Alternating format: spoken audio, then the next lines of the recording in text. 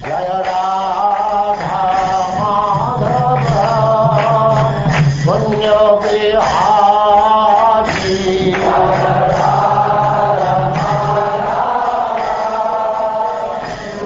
And now Chapter 26, Fundamental Principles of Material Nature.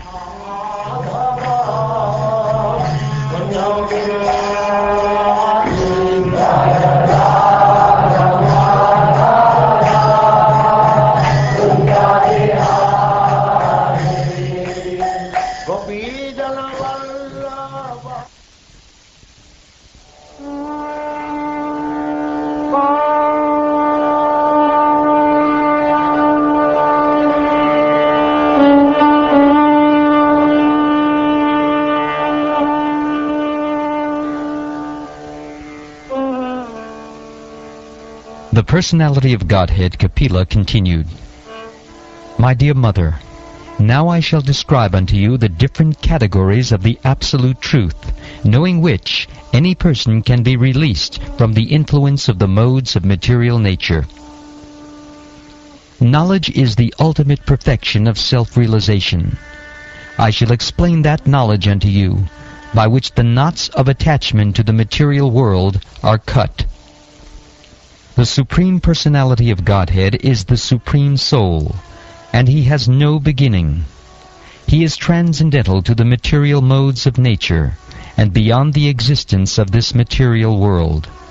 He is perceivable everywhere, because He is self-effulgent, and by His self-effulgent luster the entire creation is maintained. As His pastime, the Supreme Personality of Godhead, the greatest of the great, accepted the subtle material energy which is invested with three material modes of nature, and which is related with Vishnu. Divided into varieties by her threefold modes, material nature creates the forms of the living entities, and the living entities, seeing this, are illusioned by the knowledge-covering feature of the illusory energy.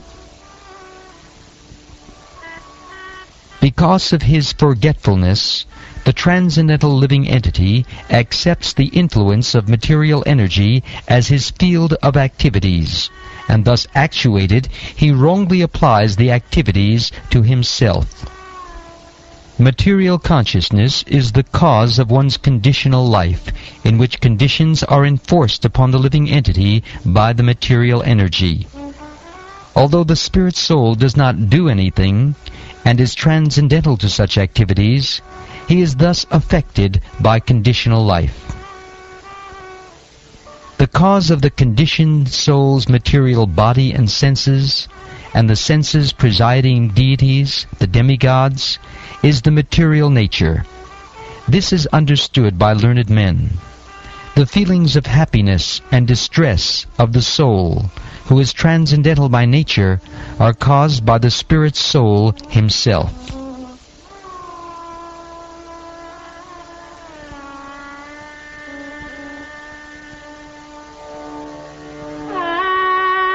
Devahuti said, O Supreme Personality of Godhead, kindly explain the characteristics of the Supreme Person and His energies, for both of these are the causes of this manifest and unmanifest creation. The Supreme Personality of Godhead said, The unmanifested eternal combination of the three modes is the cause of the manifest state, and is called Pradhan. It is called Prakriti when in the manifested stage of existence. The aggregate elements, namely the 5 gross elements, the 5 subtle elements, the 4 internal senses, the 5 senses for gathering knowledge, and the 5 outward organs of action, are known as the Pradhan.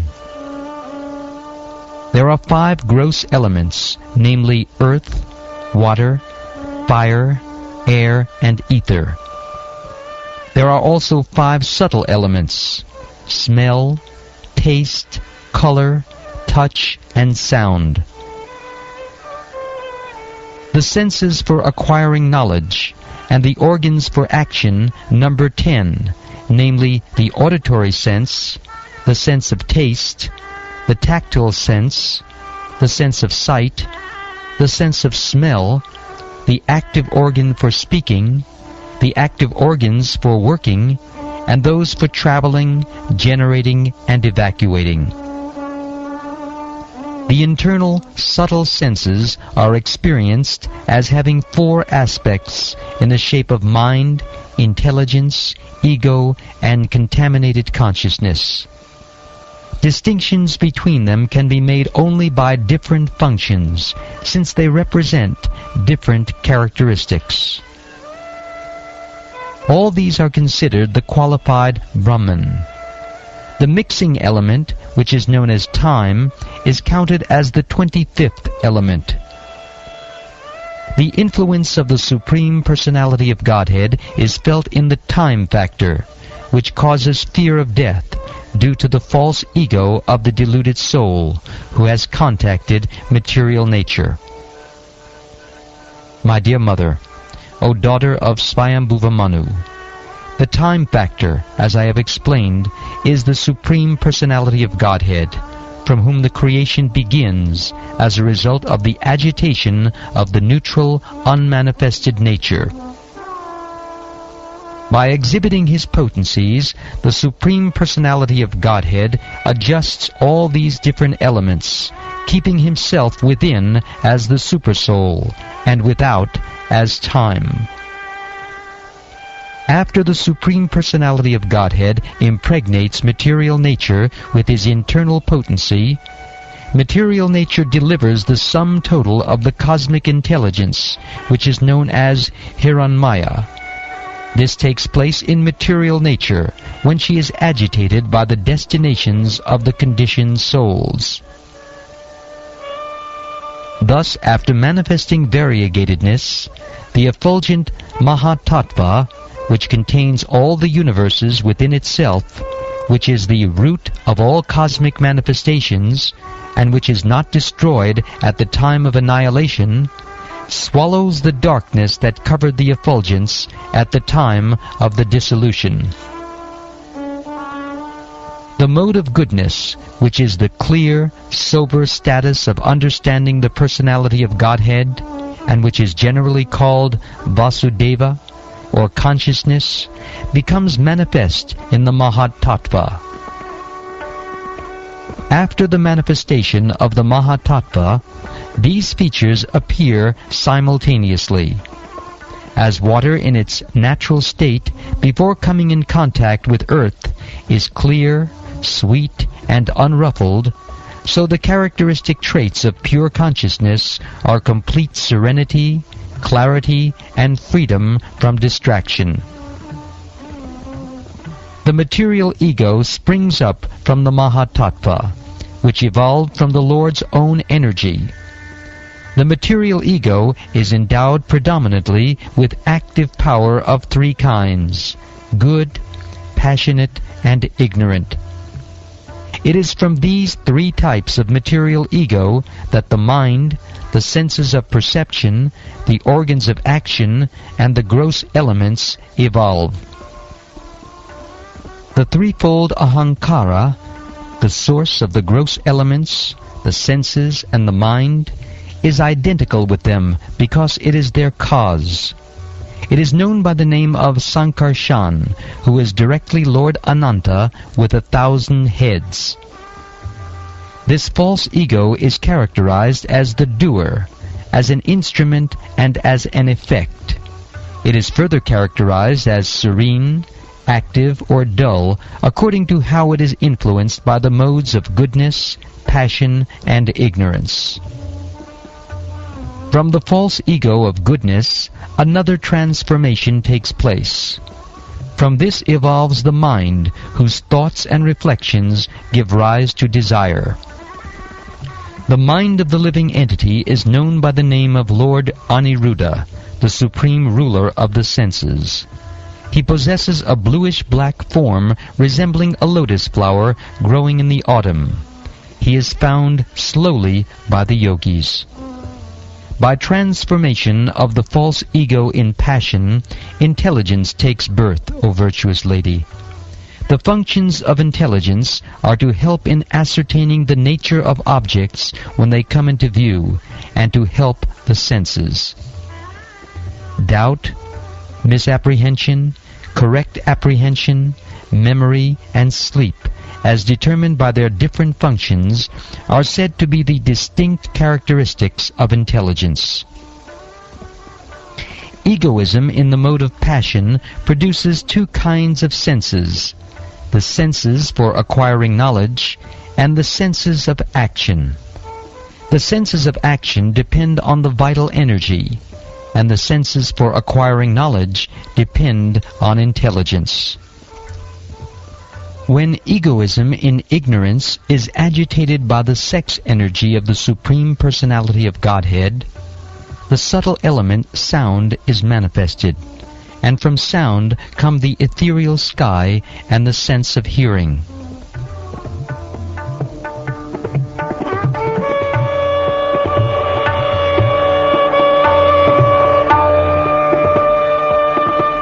Persons who are learned and who have true knowledge define sound as that which conveys the idea of an object, indicates the presence of a speaker, screened from our view, and constitutes the subtle form of ether.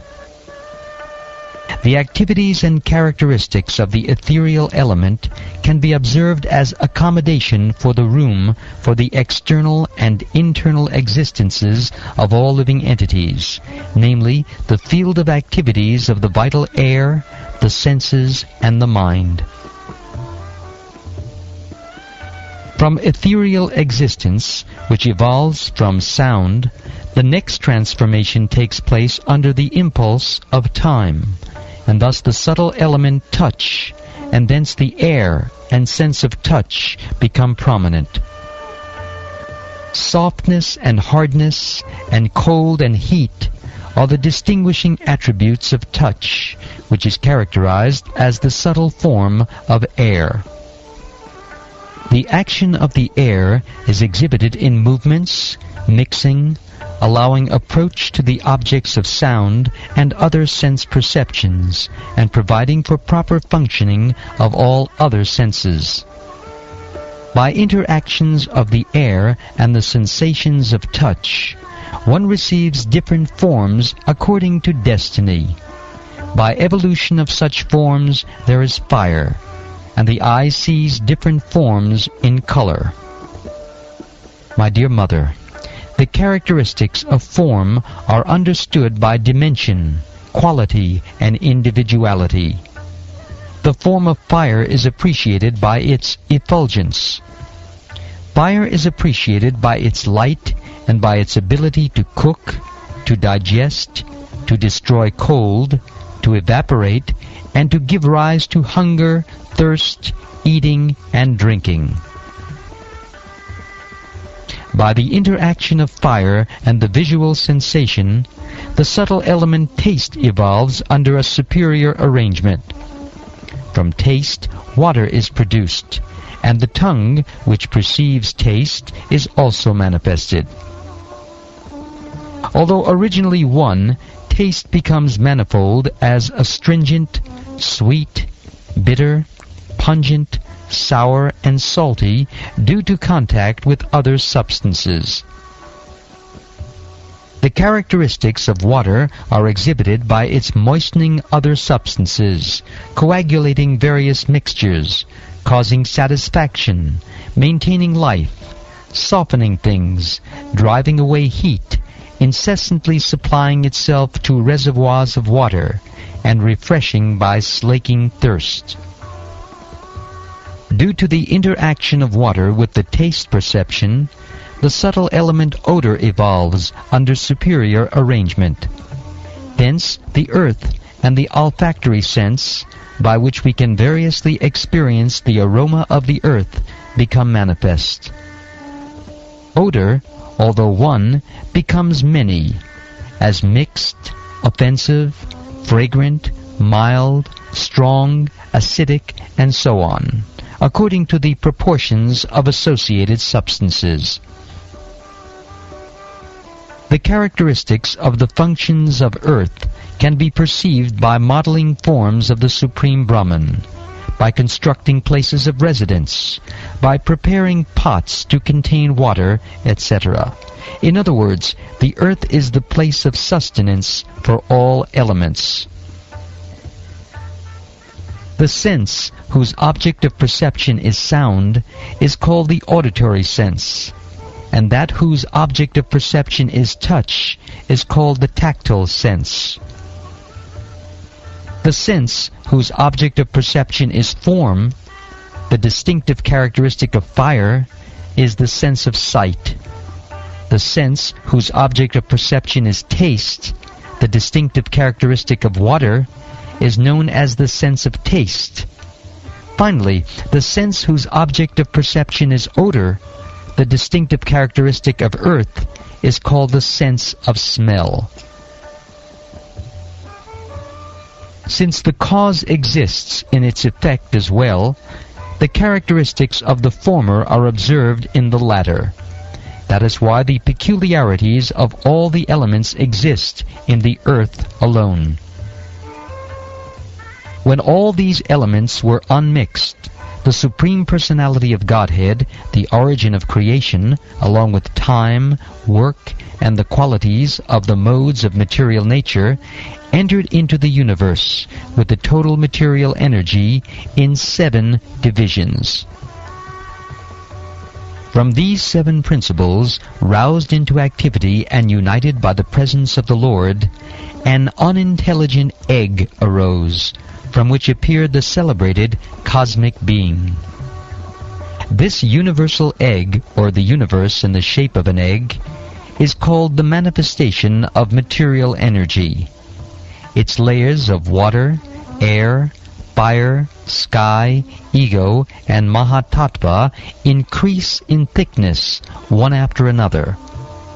Each layer is 10 times bigger than the previous one, and the final outside layer is covered by pradhan.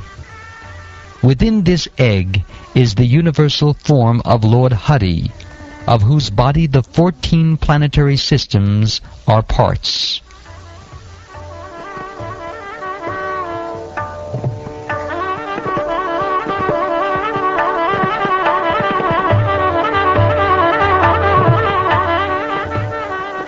The Supreme Personality of Godhead, the Virat Purusha, situated himself in that golden egg which was lying on the water, and he divided it into many departments.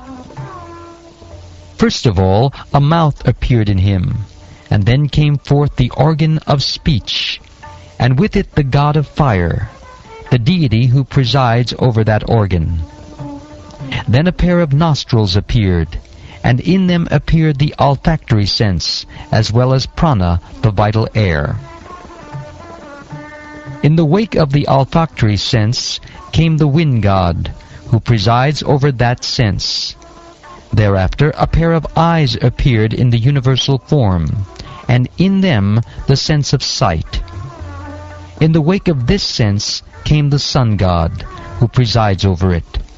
Next there appeared in him a pair of ears, and in them the auditory sense, and in its wake the Dig Devatas, or the deities who preside over the directions. Then the universal form of the Lord, the Virat Purusha, manifested his skin, and thereupon the hair, mustache, and beard appeared. After this, all the herbs and drugs became manifested, and then his genitals also appeared. After this, semen, the faculty of procreation, and the god who presides over the waters appeared. Next appeared the anus, and then the organs of defecation, and thereupon the god of death, who is feared throughout the universe. Thereafter the 2 hands of the universal form of the Lord became manifested, and with them the power of grasping and dropping things. And after that Lord Indra appeared. Next the legs became manifested, and with them the process of movement, and after that Lord Vishnu appeared. the veins of the universal body became manifested, and thereafter the red corpuscles, or blood. In their wake came the rivers, the deities presiding over the veins, and then appeared an abdomen. Next grew feelings of hunger and thirst, and in their wake came the manifestation of the oceans. Then a heart became manifest, and in the wake of the heart the mind appeared. After the mind, the moon appeared. Intelligence appeared next, and after intelligence, Lord Brahma appeared. Then the false ego appeared, and then Lord Shiva. And after the appearance of Lord Shiva came consciousness, and the deity presiding over consciousness. When the demigods and presiding deities of the various senses were thus manifested, they wanted to wake their origin of appearance. But upon failing to do so, they re-entered the body of the Virat Purusha, one after another, in order to wake him.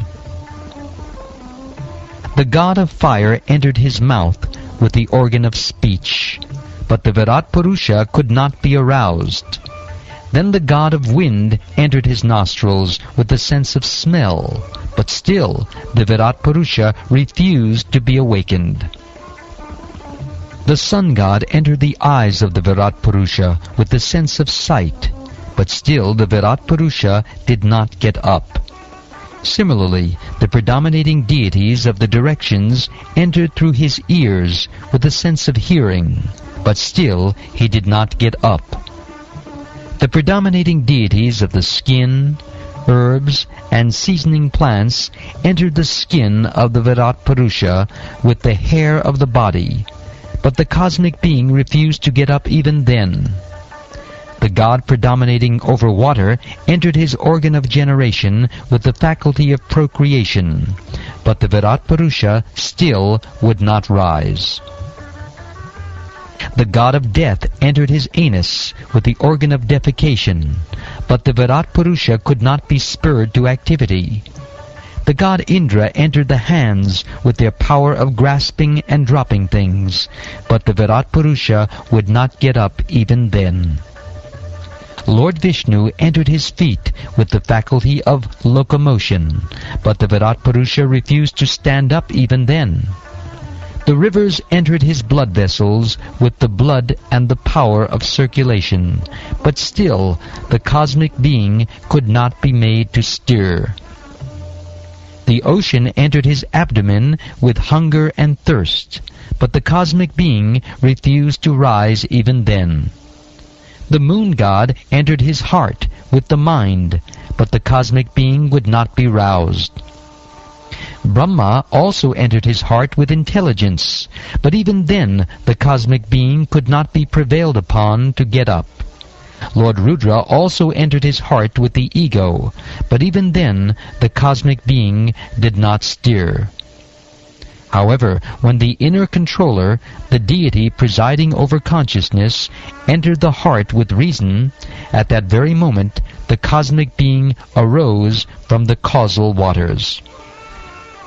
When a man is sleeping, all his material assets, namely the vital energy, the senses for recording knowledge, the senses for working, the mind and the intelligence, cannot arouse him. He can be aroused only when the Supersoul helps him. Therefore, through devotion, detachment, and advancement in spiritual knowledge, acquired through concentrated devotional service, one should contemplate that Supersoul as present in this very body, although simultaneously apart from it.